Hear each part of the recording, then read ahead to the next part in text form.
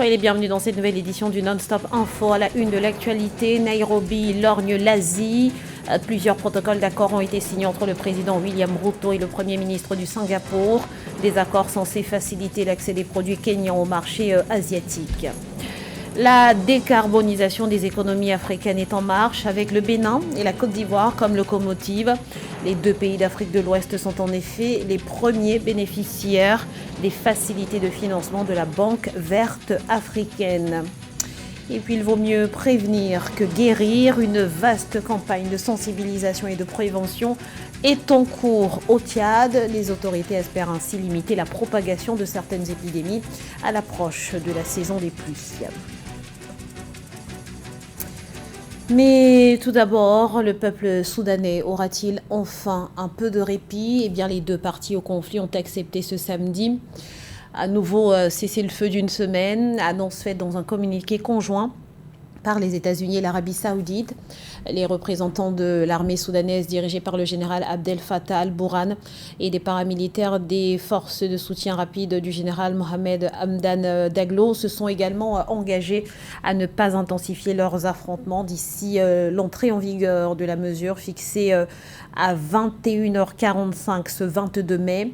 Rappelons que la quasi-totalité des trêves annoncées jusqu'ici ont été transgressées dans ce pays où les combats ont fait près d'1 millier de morts et plus d'1 million de déplacés et de réfugiés depuis l'éclatement des heurts le 15 avril 2023.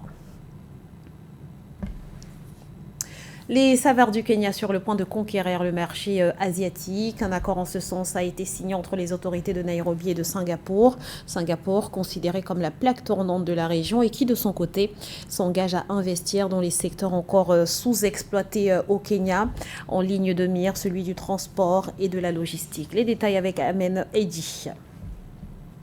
Composée de 10 pays et d'une population d'environ 670 millions d'habitants, l'Asie du Sud-Est offre au Kenya un marché unique et massif pour vendre ses produits. L'emplacement stratégique de Singapour est donc considéré comme une porte d'entrée selon le gouvernement kenyan qui compte désormais élargir les marchés lucratifs pour ses produits agricoles. Notre coopération économique s'est développée. Le Kenya est l'un des principaux partenaires commerciaux de Singapour en Afrique subsaharienne. Malgré la crise, le commerce bilatéral en 2021 a augmenté de près d'un quart d'une année à l'autre. Plusieurs entreprises singapouriennes opèrent au Kenya dans divers secteurs: le transport maritime, la logistique, les systèmes de gestion portuaire, l'agro-industrie, l'hôtellerie et les solutions fintech, entre autres. Une délégation d'entreprises singapouriennes se trouve à Nairobi. Ils sont venus avec moi pour rechercher des opportunités d'investissement et de partenariat avec des entreprises kenyanes. Le président William Ruto a invité le secteur privé singapourien à investir dans les secteurs sous-exploités du transport et de la logistique du Kenya. L'objectif est de contrôler les faibles volumes commerciaux et d'accroître les investissements, réduisant ainsi le déficit commercial actuel avec Singapour. Les deux dirigeants ont par ailleurs assisté à la signature de protocoles d'accord sur les TIC, le changement climatique et le développement des compétences. Nous avons également convenu que le traité bilatéral d'investissement signé entre nos deux nations le 12 juin 2018 soit immédiatement opérationnel. Nous avons en outre demandé à nos ministres respectifs de conclure les négociations sur la prévention de la double taxation dans les plus brefs délais, ce qui, nous en sommes convaincus, suscitera et développera les opportunités commerciales entre le Kenya et Singapour. Le Kenya et Singapour s'engagent à rechercher davantage d'opportunités économiques qui stimuleront leur prospérité commune, faciliteront la coopération en matière de cybersécurité, de numérisation des services gouvernementaux, ainsi que la collaboration dans le renforcement des capacités des ressources humaines. Au Sénégal, on en sait un peu plus sur les contours du dialogue national. Il devrait durer au maximum 2 semaines et sera ouvert à tous. Une volonté d'ouverture qui se matérialisera également dans le choix des points de discussion. Les parties prenantes sont donc libres de soumettre leurs préoccupations. Le Parti démocratique sénégalais de l'ancien président Abdoulaye Wade a accepté d'y participer sous condition qu'un audit contradictoire du fichier électoral soit réalisé. En revanche, les principales figures de l'opposition l'opposition, Ousmane Sonko, Aminata Touré ou encore Diété Fall ont d'ores et déjà annoncé leur boycott. Rappelons que ce dialogue s'ouvre le 30 mai, à 9 mois de l'élection présidentielle. Et malgré ce calendrier, le porte-parole de la présidence insiste sur le fait qu'il ne s'agisse pas d'un dialogue électoral.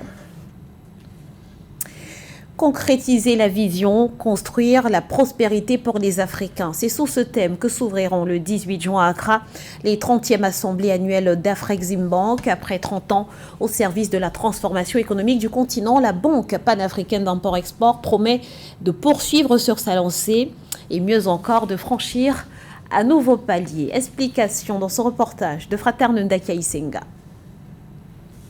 La Banque africaine d'import-export, Afreximbank, continuera d'accompagner la transformation économique du continent à travers plusieurs investissements, notamment dans le secteur de la transformation des matières premières. C'est ce qu'a déclaré le président du conseil d'administration d'Afreximbank lors d'une conférence de presse ce 19 mai pour annoncer les 30e assemblées annuelles qui auront lieu à Accra au Ghana du 18 au 21 juin 2023. La question de la valeur ajoutée est une priorité pour nous et dans tout ce que nous faisons. Nous ne nous contentons pas de créer des biens, car nous savons que si vous créez des biens et que vous n'avez pas de marché, les industries s'effondrent. Nous avons également développé l'initiative des sociétés de commerce d'exportation, dans le cadre de laquelle nous les aidons à utiliser les informations commerciales de manière numérique et bien sûr à travers les foires commerciales que nous organisons pour créer un accès au marché et nous assurer que tout ce que nous faisons favorise la croissance des chaînes d'approvisionnement régionales. Les assemblées générales de 2023 marquent également une étape importante avec la célébration du 30e anniversaire d'Afreximbank. Depuis 30 ans, la banque déploie des structures innovantes pour fournir des solutions de financement qui soutiennent la transformation de la structure du commerce africain en accélérant l'industrialisation et le commerce intra-régional, stimulant ainsi l'expansion économique en Afrique. L'année dernière, au milieu d'une année très difficile dans l'histoire économique du Ghana, Afreximbank a montré à quoi servent les amitiés les plus chères. Le montant du prêt de 750 millions de dollars accordé au Ghana ne peut être sous-estimé. Grâce à notre partenariat durable, le Ghana a entrepris des projets importants dans les domaines de la santé, des transports et de l'énergie, de la finance et bien sûr du financement du commerce. Les principales institutions financières privées du Ghana ont également fait l'expérience du pouvoir d'Afreximbank dans l'expansion de leurs opérations. La Banque africaine d'import-export est une institution financière multilatérale panafricaine chargée de financer et de promouvoir le commerce intra- et extra-africain. En collaboration avec le secrétariat de la zone de libre-échange continentale africaine et l'Union africaine, la banque a mis en place un fonds d'ajustement de 10 milliards de dollars pour aider les pays à participer efficacement à l'initiative du marché commun. À la fin de l'année 2022, le total des actifs et des garanties d'Afreximbank s'élevait à plus de 31 milliards de dollars et ses fonds d'actionnaires à 5,2 milliards de dollars. Le Bénin et la Côte d'Ivoire se mettent au vert. Les deux pays d'Afrique de l'Ouest sont les premiers à bénéficier des facilités de financement de la Banque verte africaine. Ce mécanisme axé sur la croissance résiliente et durable doit permettre la décarbonisation de plusieurs secteurs de l'économie. On fait le point tout de suite avec Amenedi. La Banque africaine de développement BAD s'apprête à déployer les premières facilités de financement vert de la Banque verte africaine. Le Bénin et la Côte d'Ivoire en seront les premiers bénéficiaires. La finance verte s'inscrit dans une démarche respectueuse de l'environnement où les investisseurs s'orientent vers des entreprises qui développent des produits et services en faveur de la transition énergétique notamment. Deux pays, à savoir la Côte d'Ivoire et le Bénin, sont les premiers bénéficiaires de financement de la Banque verte. Cependant, deux questions se posent, à savoir la première, quels ont été les critères d'éligibilité qui ont fondé le choix de ces deux pays? Puis la deuxième, quelles sont les preuves de produits et services développés ou procurés par la Côte d'Ivoire et le Bénin pour que le choix eût été porté sur ces deux pays?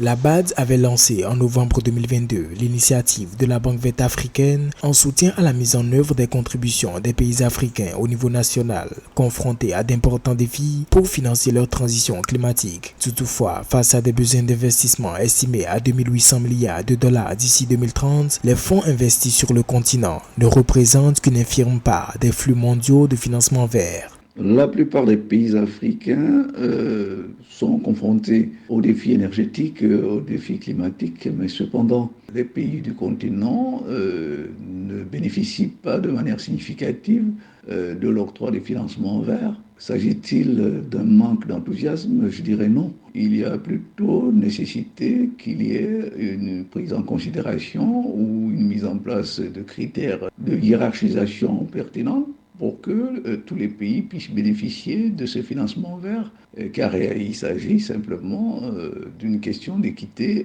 sur le plan mondial. L'initiative de la Banque verte africaine a été conçue dans le cadre de mesures visant à faciliter l'accès au financement mondial qui passerait de 3% actuellement à 10% par an d'ici 2030. Ceci suite à une évaluation menée par la BAD dans 6 pays africains, dont le Bénin et le Ghana.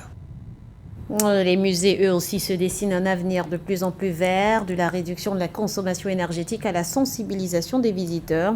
La transition écologique se met en marche dans la perspective de l'atteinte des objectifs de développement durable. Illustration au Bénin dans ce reportage de Lefty Ounou. Pilier important de développement de tout pays, le musée révèle l'identité et les richesses culturelles d'un peuple. Il rend accessible le patrimoine culturel et favorise le contact de la population avec les œuvres d'art. Espace de socialisation, l'institution muséale s'inscrit dans l'actualité et la durabilité. Dans le cadre de la réalisation des objectifs de développement durable ODD à l'horizon 2030, le rôle des musées dans le développement durable est au cœur des débats. Les acteurs politiques et socio-culturels devront relever des défis liés au potentiel de transformation des musées à travers le développement durable et le bien-être des populations. Il s'agit entre autres de réussir à faire de l'institution muséale un acteur intégré dans la communauté. La caractéristique du musée actuel, c'est d'être au fur et à mesure au cœur de toutes les thématiques qu'on peut avoir dans une communauté et d'offrir son espace, d'offrir des actions et des activités qui permettent aux acteurs de se réinterroger et de voir comment s'orienter sur les questions climatiques, les questions de l'environnement, les difficultés de transmission de la culture et aussi les différents problèmes entre les générations aussi. En vue de révéler le potentiel touristique du Bénin, le gouvernement a investi dans la réhabilitation de plusieurs musées publics dans le pays. La revitalisation de l'institution muséale est en cours avec le démarrage des travaux de construction de 4 nouveaux musées de grande envergure à Ouidah, Abomey, Porto-Novo et Cotonou.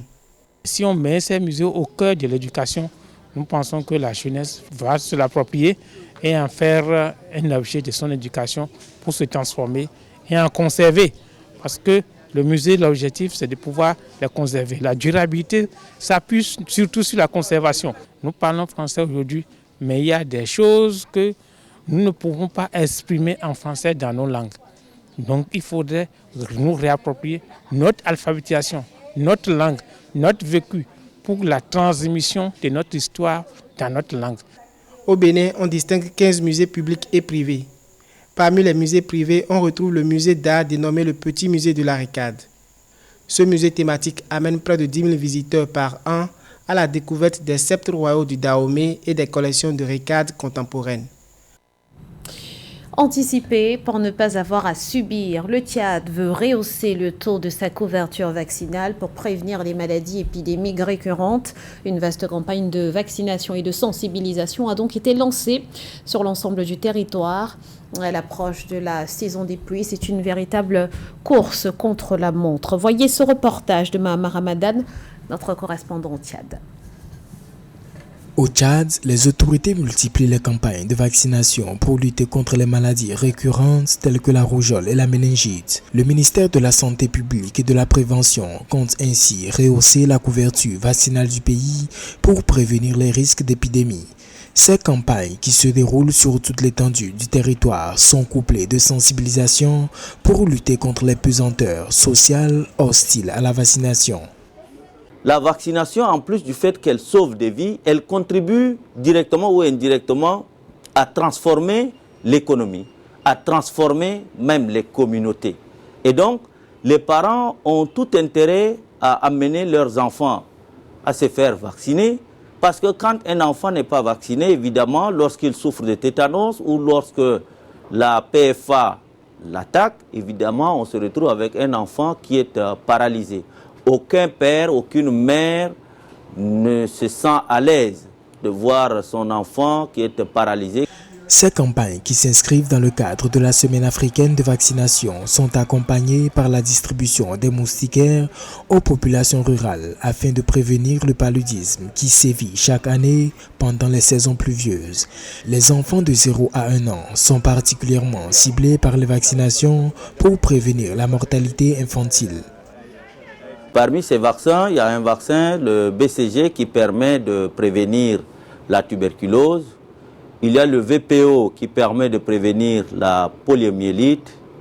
Il y a le pentavalent qui permet en réalité de prévenir 5 maladies, à savoir la diphtérie, la coqueluche, le tétanos. Il y a l'hépatite B, l'hémophilus influenza B. Nous avons également des vaccins qui nous permettent de prévenir des maladies telles que la rougeole, c'est le vaccin anti-rougeoleux. Pour rappel, la couverture vaccinale au Tchad est estimée à environ 80%. Les autorités en charge de la santé et leurs partenaires espèrent relever le taux vaccinal à 95% dans les 5 prochaines années pour protéger efficacement les populations contre les épidémies. C'était le journal de la rédaction. Nous vous remercions pour votre fidélité. Dans un instant, une nouvelle édition de l'information sur Africa 24.